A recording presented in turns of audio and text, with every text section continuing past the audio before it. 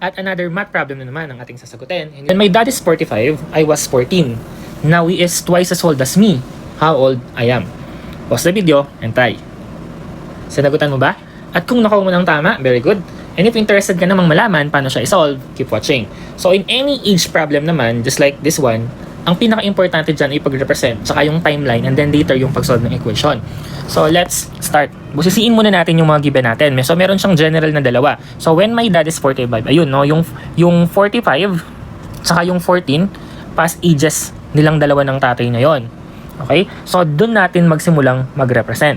So let the past ages be yan.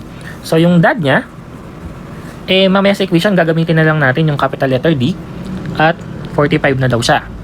At siya naman, o yung U or any letter naman pwede actually. Y is 14. Then later, gagamitin din natin means of verification kung tama yung sagot, yung difference ng ages nila. This is an effective way kasi hindi naman nagbabago yung gap ng dalawang tao since sabay lang naman silang tumatanda. So lagi lang siyang 31 years old dapat yung ages gap nila. And we are looking for the present age. Ayan. Na connected din sa past. And remember, from past to present, para makapunta ka, may certain age na inad. So in short, yun yung hahanapin natin ngayon. So, i-represent natin yun in any letter naman. Let's see for example, X. Walang kamatayang X. Let X be a certain year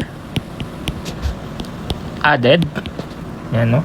From past to present.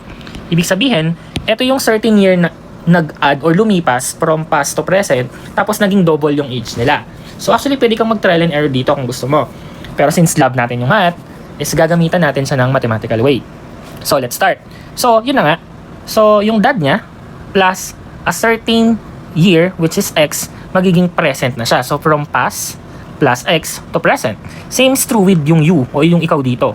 From past plus a certain year will become present.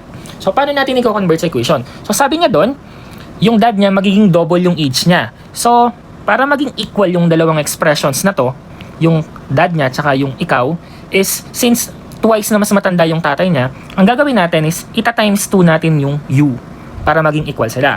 So, kung ano man yung age ng u, double that, magiging equal na sa tatay. Kasi nga, twice na mas matanda yung tatay niya. Very wrong kapag tinimes 2 mo yung tatay kasi magiging 4 times siya nun. Nakuha ba? Comment down below kung may question ka dito. So, let's now substitute. Okay? So, yung D, which is the past age, is 45. So, magiging siyang 45 plus a certain year. Then, yung right side naman natin, yung Y o yung U, yung past age na is 14 plus a certain age para mapunta sa present. And that's it. So, all we have to do now is to compute for X or the certain year. So, yung right side is distributive property.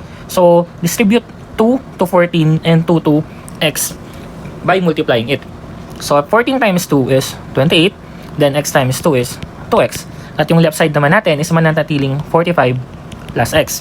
Now, it's time for us to use addition or subtraction property. Or yung pinakamadali is transpose na lang. So ita-transpose natin si X. Yung left na X, ita-transpose natin sa kabila. Ayan. So magiging siyang negative X. Tapos yung 28 naman, ita-transpose natin from right to left, magiging rin siyang negative 28. Okay? So, let's rewrite now our new equation. So, yung right natin is 2x minus x. Yan. Tapos, yung left naman natin magiging 45 minus 28. Again, yung x at 28 lang ang magbabago ng sign kasi yun lang yung mga nilipat natin. And then, we will simplify. So, 2x minus x is x. Then, 45 minus 28, 17. So, ilang taon na siya para maging double? So, that will be yung past age niya ni U ay 14, di ba?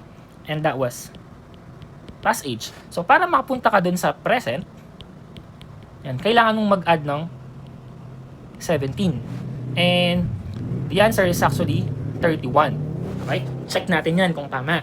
So, 31, check natin dito. So, kung yung tatay niya is 45 nung una, this is actually past. Kapag present na, magiging siyang 45 plus 17. Again, same lang naman silang tatanda. Okay? And that will become 62. Tapos yung U, yung past age na is 14. This is past. So, dun sa present is 14 plus 17, and that is 31.